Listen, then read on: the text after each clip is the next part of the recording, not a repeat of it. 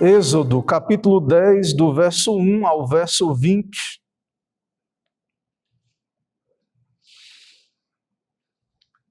A palavra do Senhor diz assim: Disse o Senhor a Moisés: vai ter com o Faraó, porque lhe endureci o coração e o coração de seus oficiais, para que eu faça estes meus sinais no meio deles, e para que contes a teus filhos e aos filhos de teus filhos, como zombei dos egípcios, e quantos prodígios fiz no meio deles, e para que saibais que eu sou o Senhor. Apresentaram-se, pois, Moisés e Arão perante Faraó e lhe disseram: assim diz o Senhor, o Deus dos hebreus: até quando recusarás humilhar-te perante mim? Deixa ir o meu povo, para que me sirva. Do contrário, se recusares deixar ir o meu povo, eis que amanhã trarei gafanhotos ao teu território. Eles cobrirão de tal maneira a face da terra, que dela nada aparecerá. Eles comerão o restante que escapou, o que vos resta da chuva de pedras, e comerão toda árvore que vos cresce no campo, e encherão as tuas casas e as casas de todos os teus oficiais, e as casas de todos os egípcios, como nunca viram teus pais, nem os teus antepassados, desde o dia em que se acharam na terra, até ao dia de hoje. Virou-se e saiu da presença de Faraó. Então os oficiais de Faraó lhe disseram: até quando nos será por cilada este homem? Deixa ir os homens para que sirvam ao Senhor, seu Deus. Acaso não sabes ainda que o Egito está arruinado? Então Moisés e Arão foram conduzidos à presença de Faraó, e este lhes disse: ide, servi ao Senhor, vosso Deus. Porém, quais são os que hão de ir?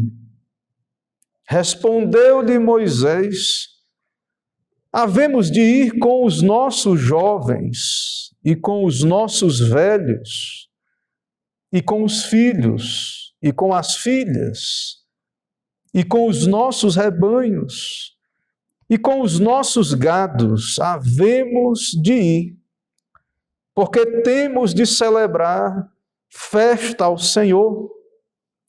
Replicou-lhes Faraó: seja o Senhor convosco, caso eu vos deixe ir, e as crianças. Vede, pois, tendes conosco más intenções, não há de ser assim. Ide somente vós, os homens, e servi ao Senhor, pois isso é o que pedistes. E os expulsaram da presença de Faraó. Então disse o Senhor a Moisés: estende a mão sobre a terra do Egito, para que venham os gafanhotos sobre a terra do Egito, e comam toda a erva da terra, tudo o que deixou a chuva de pedras. Estendeu, pois, Moisés a sua vara sobre a terra do Egito, e o Senhor trouxe sobre a terra um vento oriental, todo aquele dia e toda aquela noite. Quando amanheceu, o vento oriental tinha trazido os gafanhotos, e subiram os gafanhotos por toda a terra do Egito, e pousaram sobre todo o seu território. Eram muito numerosos. Antes destes, Nunca houve tais gafanhotos, nem depois deles virão outros assim, porque cobriram a superfície de toda a terra, de modo que a terra se escureceu, devoraram toda a erva da terra e todo o fruto das árvores, que deixara a chuva de pedras, e não restou nada verde nas árvores, nem na erva do campo, em toda a terra do Egito.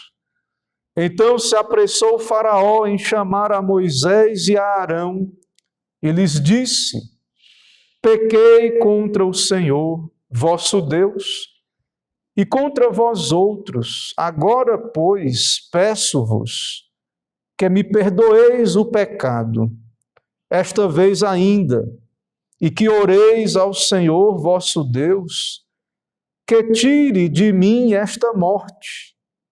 E Moisés, tendo saído da presença de Faraó, orou ao Senhor. Então o Senhor fez soprar fortíssimo vento ocidental, o qual levantou os gafanhotos e os lançou no mar Vermelho. Nem ainda um só gafanhoto restou em todo o território do Egito.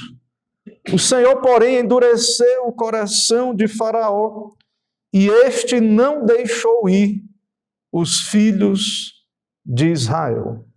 Amém. Vamos ficar em pé, irmãos, vamos orar.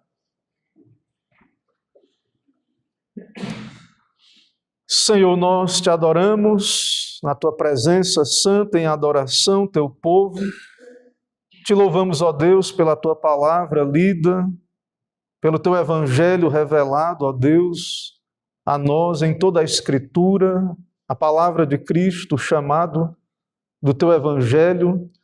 Também, ó Deus, as ameaças de juízo contra os impenitentes, contra os réprobos. Ó Deus, nos abençoa, fala conosco, instrui a tua igreja, edifica, exorta, também consola. Ó Deus, pedimos, abençoa a tua palavra, ó Pai, dá-nos a tua graça e cumpra-se o teu propósito por meio deste texto. Especialmente pedimos por aqueles que ainda não creram, estão distantes de Cristo. Pedimos que o Senhor se agrade em tornar eficaz a pregação para o seu bem, para o seu benefício. Salva pecadores, ó Deus, em nossa geração. Usa, ó Deus, a Escritura, a pregação, a tua verdade. Ó Deus, envia o teu Espírito com a palavra. É no nome de Jesus que oramos. Amém. Podem sentar, irmãos.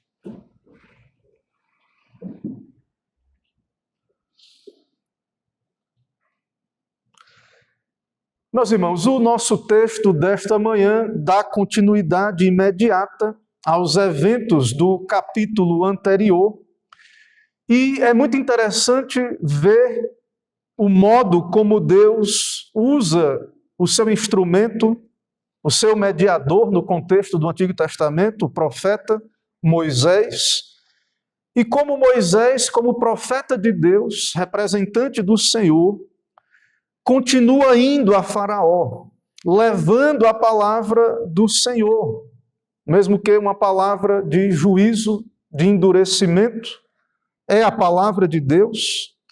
E nós vemos, irmãos, nessa disputa entre Deus e Faraó, o modo como Deus lida com os homens, o modo como Deus trata com os pecadores, rebeldes, obstinados, e que em tudo isso Deus tem um propósito: ser glorificado. Deus tem como fim último, principal, a sua glória. Deus quer que a sua palavra seja anunciada. O Senhor quer que os seus sinais sejam manifestos e que fique claro, irmãos, que Ele é o único Senhor, o único Deus. Que o seu nome seja conhecido e reconhecido, é propósito de Deus. Vemos aqui, nesse texto, aqui em Êxodo 10. Deus tem um propósito com a dureza do coração de Faraó em enviar a palavra, em enviar os prodígios. Deus vai ser conhecido. Deus vai ser reconhecido, mesmo entre os incrédulos. E Deus não envia a sua palavra só para os crentes, mas Deus envia a sua palavra, aqui no texto enviou a Faraó, o incrédulo. Deus envia a sua palavra, os seus juízos. Os seus corações de pedra, é verdade, não são sensíveis. E Deus é justo em retribuir a sua dureza, seu orgulho, com mais dureza de coração, se é assim a sua vontade. Porque Deus, irmãos, Ele governa os fins e os meios. Deus tem um propósito, ser glorificado, salvar pecadores, e Ele governa todos os meios, o propósito final que é ser glorificado na conversão dos eleitos, também na reprovação dos maus, e o Senhor governa os fins, os meios. Ele vai fazer o que Ele quer por meio dos instrumentos que Ele determinou. Ou seja, nós estamos diante de um Deus soberano. Ao ir à Bíblia, ao ir à palavra de Deus, ao conhecer Deus pela palavra, nós somos colocados diante de um Deus soberano e que soberanamente chama o homem à responsabilidade. Soberanamente envia a sua palavra e diz ao homem: obedeça. É a minha ordem. Israel é o meu povo. Deixa ir o meu povo para que me adore. Eu sou Deus soberano. E se o homem não atende, é justo que Deus endureça o seu coração. É justo, irmãos, que Deus tire os meios de graça. É justo que Deus entregue o homem a si mesmo, puna o homem, a sociedade, pelo mau uso que faz dos meios de graça. Deus é glorificado nisso também. Quando a sua palavra é rejeitada, aqui Moisés é rejeitado, sua palavra não é ouvida, Deus é glorificado. Eles acabam por conhecer a Deus. Eles acabam por ter que reconhecer a Deus. O nome de Deus é anunciado. Ou seja, Deus está tratando com os pecadores, irmãos, em toda a história, na história da redenção, também na história da igreja. Deus tem o seu mediador, e sabemos agora é o próprio Cristo quem fala pela palavra, pela pregação, e o Senhor está tratando com os pecadores.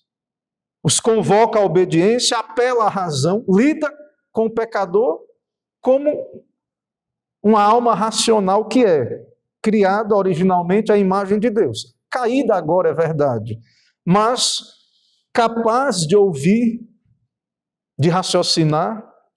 Então, como argumentamos, quando Deus não é ouvido, o Senhor então usa dos seus juízos para disciplinar, para dobrar o pecador. E aqui nós vemos no caso de Faraó, endurecimento de coração. E é um padrão, Deus envia a palavra, o pecador não ouve, Deus envia os seus juízos, as pragas continuam, aqui no caso do Egito, e no caso de todo pecador, na verdade, a praga, o juízo de Deus, se não há arrependimento ao ouvir a palavra, o juízo de Deus tem que continuar, vai continuar.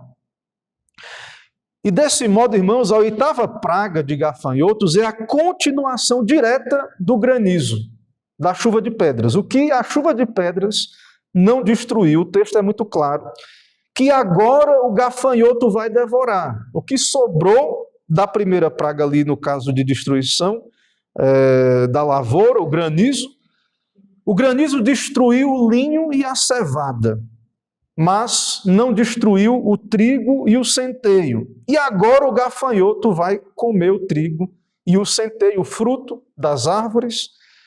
O Egito vai ser levado à ruína total, ao colapso, ao desabastecimento de provisões, de alimentos. Desse modo, irmãos, o falso arrependimento de Faraó, de fato, não retira a ira de Deus, remorso, consciência de que, e o ímpio ele tem uma certa consciência de que peca, de que é pecador, sente remorso, em alguns momentos, reconhece esse tipo de falso arrependimento, arrependimento superficial, não satisfaz a justiça de Deus, não retira a ira de Deus de sobre o homem precisa ir a Cristo, se arrepender, ter o arrependimento para a vida. De fato, sem isso não há, Deus não tira o juízo, é o que nós vemos aqui na sequência do Êxodo, aqui dessas pragas. Irmãos, uma praga dessa de gafanhotos, pode parecer hoje, talvez alguém possa pensar, tem tanto inseticida aí, ou o homem tem tantos meios de combater, mas não pense assim. De fato, irmãos, essa praga é algo extraordinário, é um número gigantesco de gafanhotos e é algo assustador, porque é uma praga que ataca a lavoura. Hoje, é verdade, os mercados estão interligados, então quando há uma peste no lugar, e pode vir alimentos de outra parte, mas, de qualquer modo, irmãos, esse tipo de praga causa uma fome, miséria, devasta a terra, principalmente no contexto da antiguidade, em que não havia essa interligação tão grande de mercados como há hoje, e há muitos relatos históricos de pragas de gafanhotos causando problemas terríveis nas estradas, carros derrapando nas pistas, roupas sendo consumidas nos varais, centenas de gafanhotos entrando dentro das casas e algo de fato terrível é a cena que temos aqui. É uma cena apocalíptica. De fato, essas pragas do Egito, elas são similares àquilo que temos no livro de Apocalipse, nas revelações do nosso Senhor ali para João, na ilha de Patmos. Nós vemos, irmãos, que é um juízo que aponta para esses juízos finais também sobre a terra. Uma praga, então, que devastou as plantações, as árvores, o fruto das árvores, ou seja, uma verdadeira extinção dos alimentos no Egito. E nada disso é muito claro em toda a narrativa, é por acaso. Deus é soberano sobre estas pragas. Deus tem um plano, um propósito, que tudo isso seja contado e recontado para os descendentes. O nome de Deus seria anunciado ao redor, entre as nações, não é só para Israel ou para o Egito. A notícia desses grandes prodígios, desses milagres, se espalharia entre as nações ao redor. E o modo como Deus zombou do Egito, como Deus zombou de Faraó. Lembra que Faraó antes perguntou: quem é o Senhor? Não sei quem é o Senhor. E zombou e resistiu. Então, tudo isso, irmãos, levaria ao conhecimento de Deus nas nações ao redor. Desse modo, a esse padrão, Deus envia a palavra, o Faraó rebelde e ímpio é duro de coração, se endurece contra a palavra do Senhor. O Senhor envia a praga, destruição dos mantimentos, gafanhotos que comem a erva do país, o fruto do campo. E então o Faraó também, aqui na nossa sessão, mais uma vez vai demonstrar remorso aí perto do final. Mas nós veremos então, irmãos, que por trás dessas pragas há uma disputa por senhorio. Quem é o Senhor? Foi a pergunta de Faraó. E Deus revela quem ele é o único Senhor. Há uma questão de senhorio aqui. E por isso irei caminhar por esse texto a partir do tema Cristo contra o senhorio egípcio. Cristo contra o senhorio egípcio. Em primeiro lugar, irmãos, o Senhor reivindica o senhorio. Do verso 1 ao verso 6, o Senhor envia Moisés para encontrar Faraó. O Senhor já envia uma mensagem de soberania: eu endureci o coração de Faraó. E o Senhor diz que tem um propósito, que o seu nome seja anunciado para os filhos, e também como ele zombou dos egípcios. E que os seus prodígios sejam anunciados, para que saibais que eu sou o Senhor. O propósito é, eu sou o Senhor, me obedeça, Faraó. Não é tu, Faraó, que é o Senhor. O verdadeiro Senhor sou eu, e você deve obediência a mim, se humilhe. Deus zomba de Faraó. Ou seja, irmãos, nesse momento da narrativa, fica claro que há uma disputa, nós já temos visto a disputa, mas fica clara a natureza da disputa, que é uma disputa por senhorio. Toda essa questão da salvação, e veremos do culto também, tem a ver com uma disputa sobre senhorio. Porque Faraó entende que ele é Deus, que ele é o Senhor, que ele está no controle. Mas quem é o Senhor? O Deus de Israel ou o Faraó? Quem é que define os termos da adoração? Há um só Senhor, um único Deus vivo e verdadeiro, que não divide sua glória com ninguém. Esse Senhor é o único Senhor e tem domínio soberano sobre as criaturas. Tudo é dele, por meio dele, para ele. Irmãos, o Senhor, o Deus da Escritura, é o único Deus que tem autoridade para fazer com as criaturas, para elas, sobre elas, tudo que é conforme o conselho da sua vontade. É a soberania de Deus. Todos pertencem a Ele. Todos estão nas mãos dele. Ele governa, ele reina. Ele tem controle, governo soberano. O Senhor não está pedindo um favor a Faraó. Faça-me um favor, liberta o meu povo, deixa o meu povo ir cultuar, segundo os meus termos. Não, o Senhor dá ordens a Faraó. O Senhor reivindica o seu povo. Veja o verso 3. Apresentaram-se, pois, Moisés e Arão perante Faraó, e lhe disseram: assim diz o Senhor, o Deus dos hebreus. Até quando recusarás humilhar-te perante mim? Deixa ir o meu povo para que me sirva. O povo é meu. Deixa ir o meu povo. Ou seja, Deus é o Senhor. Ele é soberano sobre o Egito, sobre Israel. Ele salva Israel. E ele liberta o seu povo para o culto. Não para fazer o que quiser, para viver do modo que quiser, para a autonomia. Mas liberta para obedecer a Deus, porque ele é o Senhor. E não Faraó, não o Egito, o mundo. Da parte de Faraó, ele tem que se humilhar e reconhecer. O Senhor, então, por meio de Moisés, diz: até quando recusarás humilhar-te e reconhecer isso? O verdadeiro Senhor chegou e as coisas serão do jeito que Ele quer agora. Ele é o Senhor. Agora, como Deus é soberano, e para manifestar essa soberania, o Senhor tem planos para o endurecimento de Faraó, do seu coração.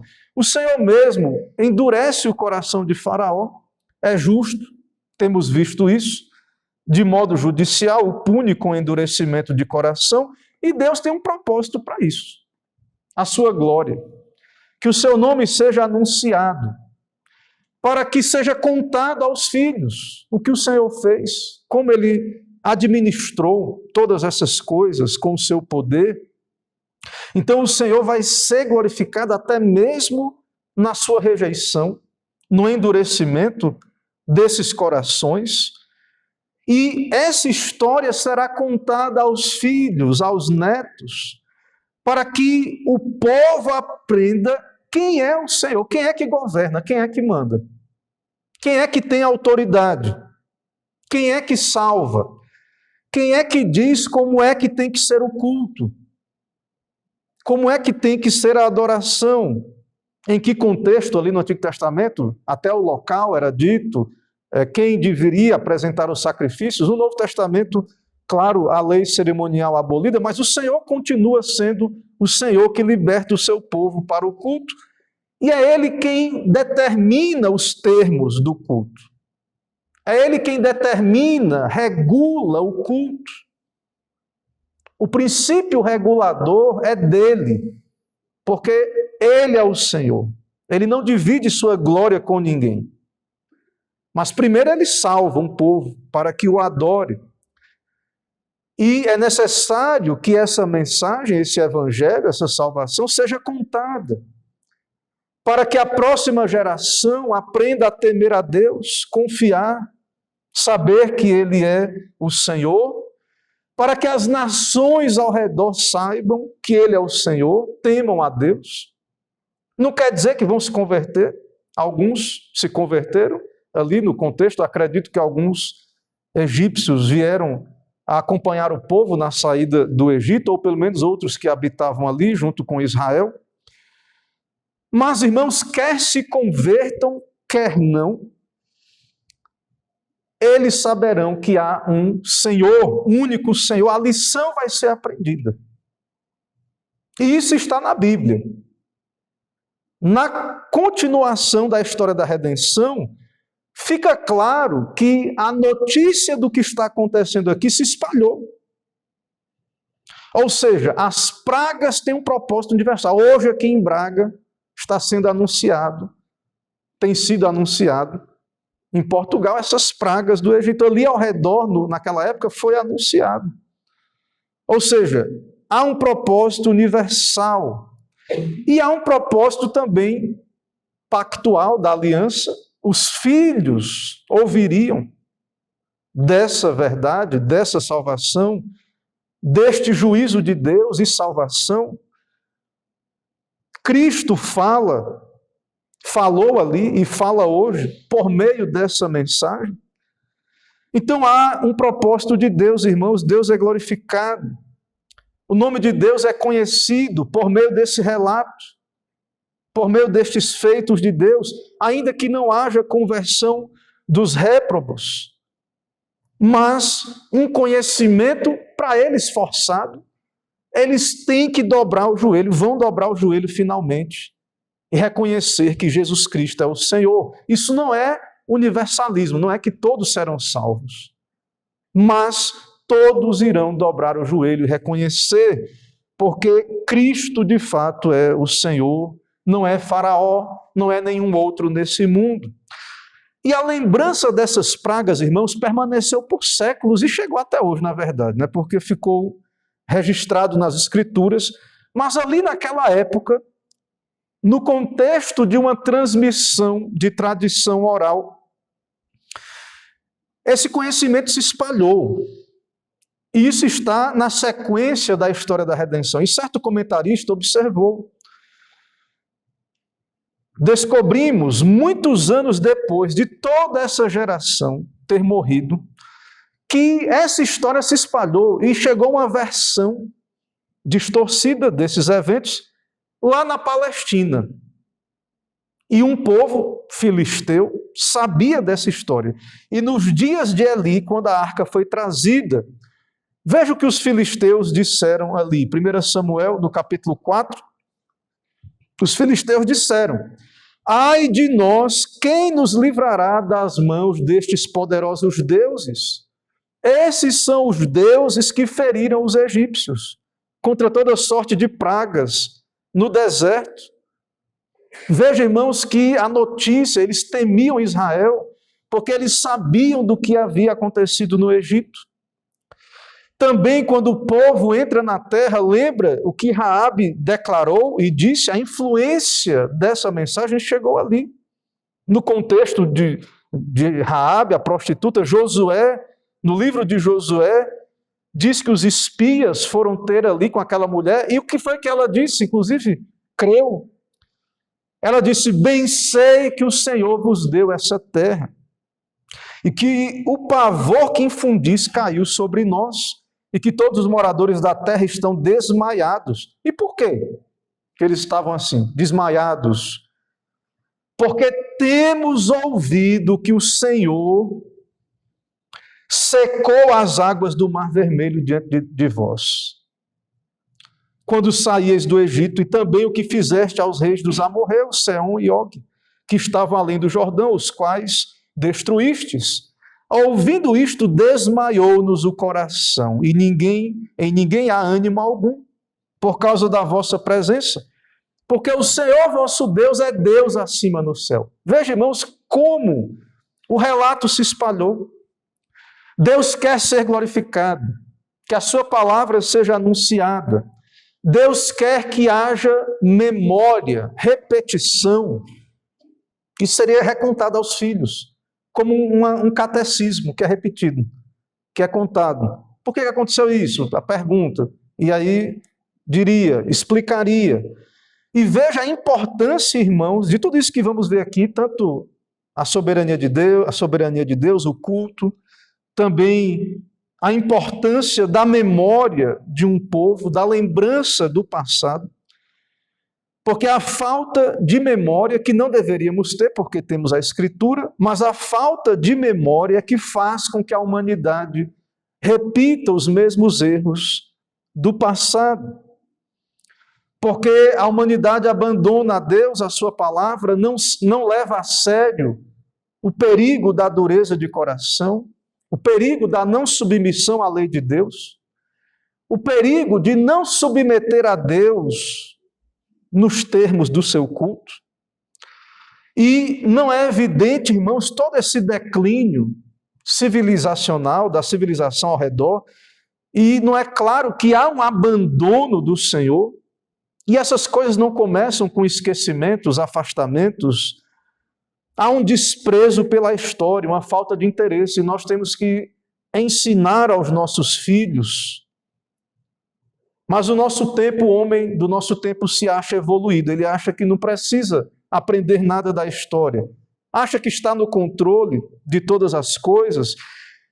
E então nós vemos as tragédias que se repetem vez após vez, porque Deus envia a sua palavra, ela é rejeitada, e Deus envia flagelos.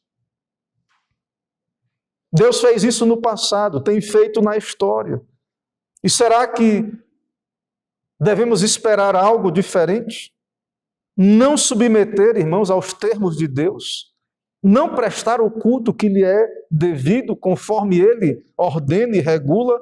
Há um custo de rebelião. É o que temos visto aqui na exposição de Êxodo, no caso do Egito, de Faraó. No nosso texto, o custo, fome terrível, um incômodo de Faraó, através dessa praga, mais dureza de coração.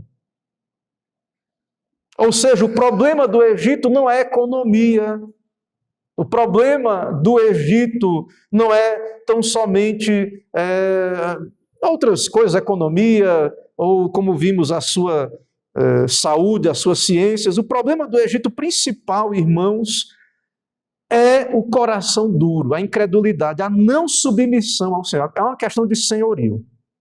A não submissão a Deus é que causa toda aquela ruína. As pessoas não querem associar a queda, a destruição, o declínio de um povo, de uma civilização a isso, mas é o que vemos na Bíblia. E é o mesmo Deus, Senhor, soberano. Ou seja, o que vemos é que Deus pune a rejeição da sua palavra, a apostasia. Agora, as pessoas vão procurar outras explicações, culpar as circunstâncias externas. O ser humano é mestre de desculpas, mas o que vemos nesse relato é que o problema está no coração. O problema é o coração, ou começa no coração. Então vemos que o Senhor reivindica o senhorio sobre a criação, Ele é Senhor sobre a criação, e Ele é Senhor também sobre o coração de Faraó, dos homens. Ele exige submissão do coração. E quando não há submissão, o Senhor envia os seus juízos justos. E com isso manifesta a sua glória, o seu poder, que Ele é o Senhor. Em segundo lugar, irmãos, vemos do verso 7 a 11, o Senhor controla o culto. O Senhor é Senhor sobre tudo e todos, o único Senhor. E o Senhor governa, regula, controla o seu culto. A partir do verso 7, temos aí o relato do modo como o Egito está dividido. Os oficiais de Faraó O Egito sente o peso da mão de Deus. Faraó resiste. E os oficiais de Faraó reconhecem a loucura de Faraó, no verso 7. Até quando nos será por cilada esse homem? Deixa ir os homens. É a sugestão aí, deixa ir, para que sirvam ao Senhor seu Deus. Acaso não sabes ainda que o Egito está arruinado? Ou seja, a loucura do pecado, da incredulidade, de querer desafiar o governo de Deus, a soberania de Deus. E ao se colocar contra Deus nessa disputa, Faraó está cada vez mais desmoralizado. As próprias autoridades dele. Então, até quando? A queda de popularidade. Absurda, a queda de popularidade.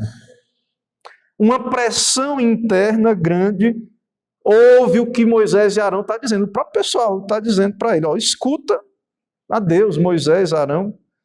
Permite, libera os homens, mas que deixem as mulheres, as crianças como reféns, os velhos. Ou seja, Faraó, então, irmãos, ele vai querer regular o culto de Deus, controlar. Quando Faraó responde, chama Moisés e Arão, ele diz no verso 8, ide, servi ao Senhor vosso Deus. Porém, quais são os que hão de ir? Quando o Faraó, então, ele chama Moisés e Arão e quer informar como é que é esse culto aí mesmo? Quem é que vai? E Moisés diz, os nossos jovens, os velhos, os filhos, as filhas, os nossos rebanhos, nosso gado, havemos de ir. Porque temos de celebrar a festa ao Senhor, é o culto de Deus. O culto que é de Deus. E Faraó então diz, vede, pois tende conosco más intenções. Não há de ser assim. Desse jeito, não. Se quiser, vai os homens, ide os homens, servir ao Senhor, porque vocês estão pedindo é isso. E na verdade não era. E os expulsou, ou seja, negou, proibiu.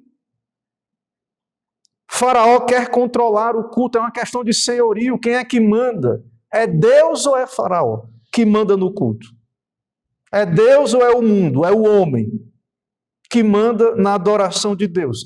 Irmãos, preste atenção nisso, veja a importância do culto para essa questão do senhorio. Veja a importância disso. Quem regula o culto de Deus? Faraó quer regular, não quer deixar Deus ser Deus. Quem quer regular o culto de Deus, quer o lugar de Deus. Porque só há um Deus, ele é Senhor, ele é quem diz como é que tem que ser o culto. Então o Faraó, quando diz assim, não, vai, mas do meu jeito. Ele quer o lugar de Deus. Ou quer impedir Deus de ser Deus, de mandar no que é dele. Assim é o homem caído e pecador, irmãos. Não é diferente hoje daquele tempo. Se alguém pensa do seguinte modo, isso é só uma questão de culto, não leva a sério, acha que é uma mesquinharia de Deus ficar exigindo tantas coisas assim. Irmãos, isso é algo muito grave, porque isso é um sintoma de um coração endurecido, como o de Faraó. Querer administrar o culto de Deus, isso é algo, irmãos, que a Bíblia, não só aqui nesse texto, querer regular o culto de Deus, estabelecer um princípio humano de regulação desse culto, dizer como é que vai ser, separar as famílias, querer dizer a vontade do homem, estabelecer a vontade do homem, isso é não submeter finalmente a Deus. Isso é virar as costas para o Senhor. Isso é seguir o seu próprio caminho. Deus é um Deus soberano. Ele estabelece a sua vontade, a sua lei. Na sua lei, dentro da sua lei, está também o princípio do culto, nos seus mandamentos. E é muito interessante olhar como essa questão do culto tem a ver com essa questão do senhorio, de Deus ser Deus, soberano. Porque, de fato, todo pecado é contra Deus, contra a soberania de Deus, mas vários pecados podem ser mantidos apenas no coração do homem. A pessoa pode matar a outra no coração, adulterar no coração. Mas, irmãos, nessa questão do culto, as coisas são colocadas para fora. Nessa questão do culto, as coisas são expostas. Tudo envolve a glória de Deus, é claro. Mas nessa questão do culto é perceptível quando, de fato, o homem quer seguir o seu próprio caminho, fazer do seu jeito. Então, veja que a corrupção do culto, a falta do culto, essas coisas, então, são coisas importantes, centrais na questão da religião verdadeira, da religião do Senhor. E Faraó tenta meter a mão nisso, tenta administrar isso. O Senhor é soberano sobre o seu culto, o Senhor regula o seu culto, o Senhor é quem dá as regras para o seu culto. O Senhor quer a comunidade pactual inteira no seu culto. Versículo 9. Vai os jovens, os velhos, os filhos, as filhas, os rebanhos, porque eles iam tirar dos animais para sacrificar ao Senhor. Então todos irão. E Faraó não pode submeter aos termos de Deus, porque é ímpio, irmãos. O ímpio não quer, não pode, não deseja.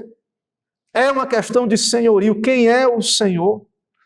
Não submeter a Deus é um péssimo sintoma espiritual.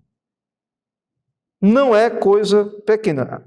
As pessoas, só se isso é uma leitura muito superficial da Escritura, não perceber em toda a Bíblia a seriedade deste assunto, irmãos. Não é uma questão de ficarmos brigando por coisa. É Deus que ordena, não é nós que estamos brigando por algo que é mera opinião, quando dizemos que há um princípio bíblico que regula o culto.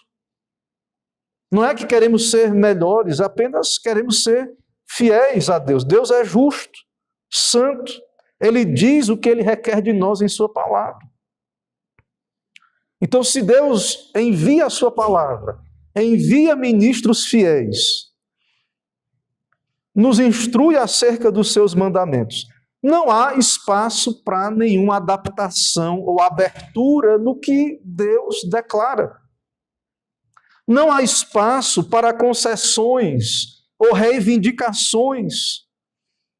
E não pense que o mundo mudou, nada mudou. O que acontece aqui com Faraó é a mesma coisa hoje. O mundo pode estar arruinado debaixo do juízo de Deus, mas vai tentar barganhar com Deus, vai tentar que as coisas sejam do jeito deles. É aqui Faraó. O Egito, Faraó, tu não percebeu ainda não, tu não ouviu não. Submete Faraó. O Egito está arruinado. É a mesma coisa hoje, irmãos.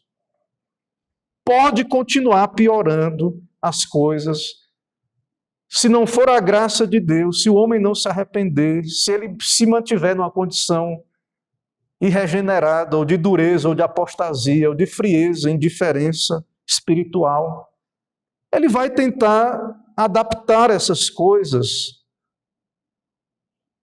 Talvez até o mundo diga que vai tolerar a religião cristã, a verdadeira religião cristã, se eles puderem regular. Se puder, vai, mas deixa as mulheres aí, as crianças são minhas, deixa os homens ir. Então, enquanto o mundo puder regular a fé, talvez eles tolerem. E assim são muitos irmãos até que estão dentro da própria igreja, que tem essa mentalidade. Irmãos, Cristo é o Senhor. A verdadeira religião cristã é a única religião verdadeira. E os que aceitam concessões e sincretismos terão que responder diante do Senhor. Estamos falando aqui do culto de Deus. É claro que o Egito vai continuar sendo o Egito. E sabemos que as culturas, A coisa vai continuar sendo como é aí fora, mas no culto de Deus, não. E cada um vai ter que responder por isso. Os que retiram as crianças, separam as famílias, os que desconsideram a soberania de Deus sobre o culto. Então não é questão de intransigência nossa, não é nada disso, é uma questão de santidade, de saber separar as coisas. Separar o que é de uma esfera civil, que também tem que glorificar a Deus, mas que Deus não regulou ali com detalhes, mas o culto não. É saber discernir, separar, ser um povo que sabe separar uma coisa da outra, é só isso. E o querer confundir essas coisas, irmãos, é um sintoma ruim, demonstra que às vezes há um zelo religioso por distorcer o culto de Deus, por distorcer as coisas como devem ser conforme a regulação do Senhor, o princípio regulador que é do Senhor. Então o Senhor reivindica isso diante de Faraó. E de qualquer autoridade, rei, qualquer pessoa, qualquer homem, tem que submeter a Deus e o princípio de Deus, não importa quem seja. Em terceiro lugar, irmãos, veremos, o Senhor vence opositores. Do verso 12 a 20, a última parte do nosso texto, o Senhor manda a Moisés estender a mão, envia os gafanhotos. O Senhor governa o vento oriental e os gafanhotos. Subiram os gafanhotos pela terra do Egito e eram muito numerosos. Nunca houve e nem haverá uma tão grande nuvem de gafanhotos. Embora houveram muitas grandes nuvens de gafanhotos na história, cobriram a superfície da terra que se escureceu. E Faraó então manda chamar Moisés. Então o Senhor envia o juízo. E aqui, irmãos, mais uma vez, senhorio, aqui nessa parte, governo. Deus governa a criação, o vento. O vento está nas mãos de Deus. Os gafanhotos são trazidos, tudo é devastado. Faraó, então, confessa o seu pecado e pede oração. E Deus, mais uma vez, manifesta a sua soberania. Ele retira os gafanhotos. O vento tira tudo, não fica mais gafanhoto nenhum. Ou seja, mais uma vez aqui uma questão de senhorio, o Senhor é soberano sobre a criação material, mas também sobre a espiritual, o coração de Faraó. Está nas mãos de Deus. E o Senhor o puniu com endurecimento. O Senhor é soberano sobre o coração dos homens. Não há esfera alguma fora de sua soberania. E o resultado, então, destas coisas, do que vemos aqui nessa passagem, é que Faraó não liberta os filhos de Israel e Moisés e Arão são expulsos da presença de Faraó. Eles pedem ali, pede oração, Faraó, Moisés vai orar, mas Faraó não obedece. E também Faraó, ele vai rejeitar os profetas de Deus. Mais uma vez, irmãos, há um arrependimento superficial. E ao rejeitar Moisés e Arão, Faraó rejeita a Deus, a palavra de Deus. Faraó rejeita o único meio de recuperação. Vemos aqui a incredulidade de Faraó. No verso 20. O Senhor, pois, endureceu o coração de Faraó, e este não deixou ir os filhos de Israel. Incredulidade, falta de submissão a Deus, à soberania de Deus, leva à ruína, à destruição de Faraó, do seu império. Nós vemos aí, quem quer salvar a sua vida, Cristo diz, vai perdê-la. Quem perder a sua vida vai salvá-la, e nada o homem pode dar em troca da sua alma. De fato, irmãos, nós vemos que apenas em Cristo há esperança para o pecador. Irmãos, ainda algumas aplicações a partir desse texto. Em primeiro lugar, tudo o que vimos aqui, irmãos, é uma questão, então, de senhorio. Há uma disputa, tem a ver com o senhorio. Não é uma questão de agricultura, de economia ou clima. A questão é de senhorio. E que Faraó tem que se humilhar diante do Deus soberano. E diante disso também a salvação de Deus e o seu culto é uma questão central.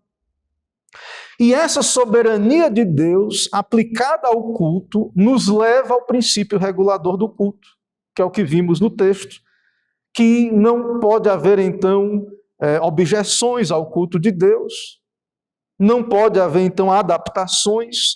Quem define e regula a vida do salvo, a vida pública também, tudo tem que ser para a glória de Deus, mas especialmente a adoração é Deus, que é Senhor, é Cristo e não a vontade do homem, muito menos do mundo incrédulo, do mundo que de fato despreza a Escritura, muito menos. O mundo pode querer regular o culto de Deus, a adoração de Deus. Temos aqui então a exigência do Senhor para a libertação total do seu culto e para o seu culto, libertação do povo e também do culto. O seu culto tem que ser conforme ele diz. Nada e ninguém pode interferir nessas questões, nem reis, pode ter a autoridade que for. Ninguém pode interferir, irmãos. Cristo é o Senhor, o cabeça da igreja. Não é uma questão de opiniões e saber quem é a opinião melhor. É uma questão de senhorio, de Cristo ter toda a autoridade no céu e na terra, de Cristo reinar na sua igreja. Então, na vontade do homem, como a nossa confissão de fé diz, né, também, sugestões de Satanás, desse mundo, o espírito desse mundo, nada disso pode interferir ou deve interferir. E isso, irmãos, não pode ser uma questão pequena para nós. Não é mesquinharia. Por trás disso, parece uma briguinha, né? Por besteira. Assim, quem olha de fora não entende, não conhece a Escritura. As coisas pequenas, né? Essas coisas, e se divide por causa dessas coisas. Mas não é, porque há uma questão central e séria por trás disto, que é a questão de quem é que está mandando, quem é que é o Senhor, quem é que manda no povo de Deus. Você é livre para adorar a Deus conforme a palavra de Deus. A sua liberdade do pecado, Deus te salvou, não é para você seguir o que você acha melhor, os seus caminhos. Você é livre para obedecer a Deus. Então, é uma questão muito importante, irmãos. Quem manda no culto é Deus, quem manda em você é Deus também. E se Deus fala, e fala claramente, você deve ouvir e obedecer, porque temos aqui esse alerta também de algo muito ruim, que é desobedecer e se afastar de Deus, algo muito perigoso. E até mesmo alguns se perdem nesse caminho. Uma segunda aplicação, que é o problema, o perigo de ouvir, mas não ouvir. Muitos ouvem, mas não ouvem. Então, Faraó ouviu, mas não ouviu, não quis ouvir, não obedeceu, não respondeu com obediência. Isso é algo grave, irmãos, porque temos visto que Deus puniu com endurecimento judicial. Então, esse mundo é alvo da pregação da Bíblia. O Senhor envia a sua palavra. E então, os homens ouvem a palavra de Deus, não se arrependem, às vezes sentem algum remorso, quando vem alguma crise, alguma praga, algum juízo de Deus, parecem que irão mudar os seus caminhos, mas não se arrependem de fato. E então o Senhor é justo em punir essa terra, enviar os seus juízos. O Senhor então disputa com os homens, porque Ele é Senhor. E então esses homens que não são regenerados, têm coração de pedras, corações de pedras, eles, irmãos, nós sabemos, eles não vão submeter ao Senhor. Mas o Senhor será glorificado, o Senhor vencerá. Eles terão que reconhecer a Deus. Eles irão conhecer e reconhecer a Deus. No final, todo joelho se dobrará. Mas veja o alerta e o perigo de não ouvir, ou de ouvir e fingir que não ouviu, ou não obedecer e submeter a Deus. Então, é algo que traz juízo de Deus, punições de Deus, e isso está aqui como um alerta para o nosso tempo. Não é algo indiferente ouvir a palavra de Deus e virar as costas e sair como se não tivesse ouvido nada. Outro ponto, irmãos, é não negocie com Deus, que é o que o homem caído tenta fazer. Vai cultuar, mas é do jeito que eles querem. Sem crianças, sem rebanho, não muito longe. Querem regular o culto de Deus com concessões, que é manter as pessoas no mundo. Porque se não é Cristo que está mandando, se é o homem que está mandando, se a adoração é do jeito do homem, é o homem que está sendo servido. Não é Deus que está sendo servido. Então, essa estratégia, já vimos anteriormente, de concessões, essa estratégia obedece mais a obediência parcial. Obedece, vai os homens, mas não as mulheres. Essa estratégia do mundo, irmãos, é para manter as pessoas finalmente na desobediência, no orgulho, não se humilham, não se submetem ao Senhor, acham que a sua opinião, a sua ideia é melhor, acham que aquilo que adaptam no culto é melhor, vai dar mais certo, então eles seguem nesse caminho. Tentam, então, negociar com Deus. E a mensagem é: até quando vai querer ser o Senhor sobre tudo e sobre o serviço de Deus? Ó homem orgulhoso, né? Até quando? Não está vendo que o Egito está arruinado? Não percebe, não está sentindo o juízo de Deus, a mão de Deus? Humilha-te, vai a Cristo ou terá que suportar o juízo do Senhor. É o que vemos aqui em nosso texto. Outro ponto, irmãos, para as famílias também, principalmente, é: fale para os teus filhos desta boa nova, desta memória, dos grandes feitos de Deus na história toda da redenção. Ou seja, Deus quer que contemos e recontemos aos ouvidos dos filhos, dos netos, os grandes feitos de Deus, a salvação de Deus, o Evangelho aqui representado nessa libertação, e como Deus operou com mão poderosa, com prodígios. Então, por meio desses milagres, do poder de Deus, então há um ensino, como que um catecismo das crianças no lar, e a história de Deus tem que ser contada para as próximas gerações. Ou seja, você que é pai, você deve apontar para o Evangelho, falar do Evangelho para o seu filho, transmitir o temor do Senhor, a glória de Deus, a sua soberania, como Deus é Senhor do seu culto, como Deus é um Deus que é justo, santo, que salva um povo para a obediência, não é para a autonomia, para fazer o que quer, do jeito que quer. Que isso é manter-se no mundo, não é ser salvo. Achar que é salvo e agora ser salvo, muita gente pensa, né? Eu sou salvo agora, pronto, agora faço do jeito que eu quero e tal, vou viver do meu jeito. Isso é o que o mundo secular é a salvação do homem secular.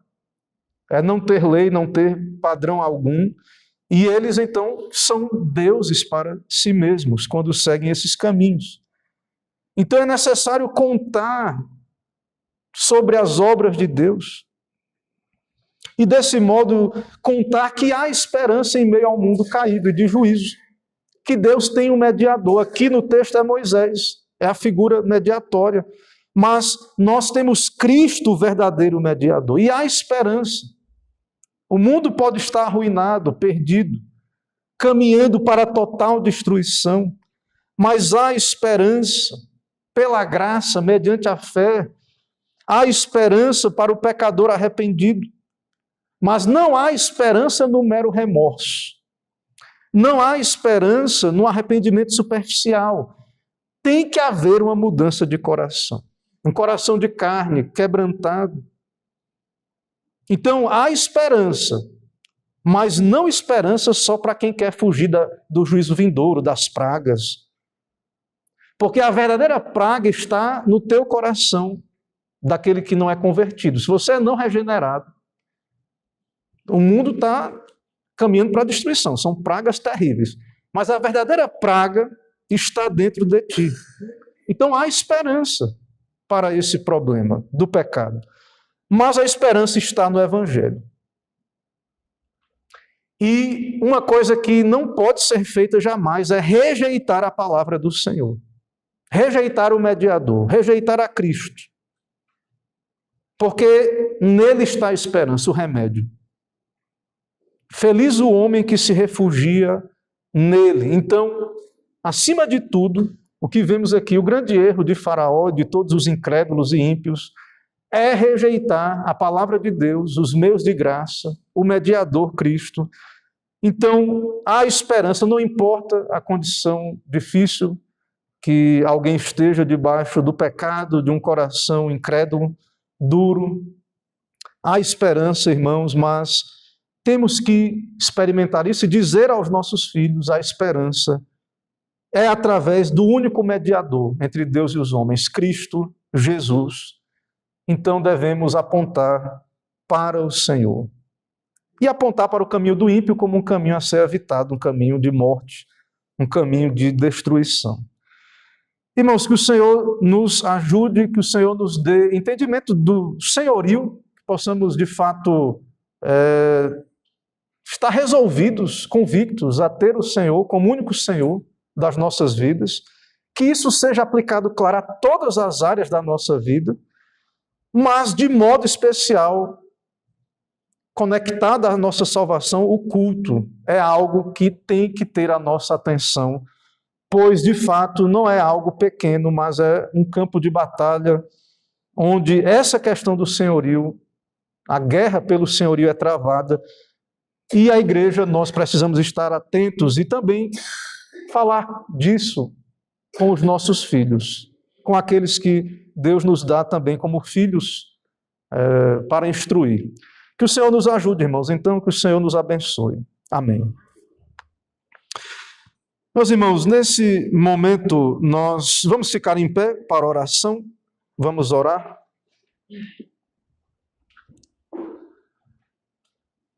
Senhor nosso Deus, queremos te louvar, adorar, seja louvado, exaltado e santificado o teu santo nome, único Senhor, único Deus, Senhor sobre tudo e todos, também, ó Deus, especialmente sobre a tua casa, a tua igreja, o teu culto. O Senhor ama, ó Deus, a tua igreja, a adoração fiel, bíblica. Ó Deus, abençoa o teu povo, ó Pai, santifica o teu nome, nos dá condições, ó Deus, graça, para vivermos uma vida que te glorifique na semana.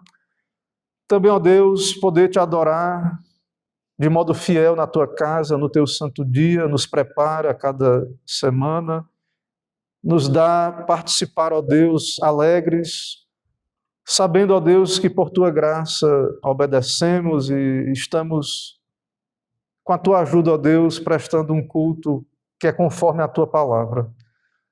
Também, ó Deus, desperta o nosso tempo, a nossa geração, para toda essa disputa do Senhor contra o pecado, contra a desobediência, contra a adaptação, o sincretismo, contra, ó Deus, toda essa tentativa de manipular a tua lei, os teus mandamentos, aquilo que de modo especial pertence ao Senhor, o teu culto. Ó Deus, ilumina o nosso povo, ó Deus, o nosso tempo. Envia o teu Espírito, subjuga os corações. Dá-nos uma boa semana, nos dá a te adorar todos os dias e, se o Senhor não voltar, estar na tua casa no próximo dia do Senhor. É no nome de Cristo que oramos. Amém.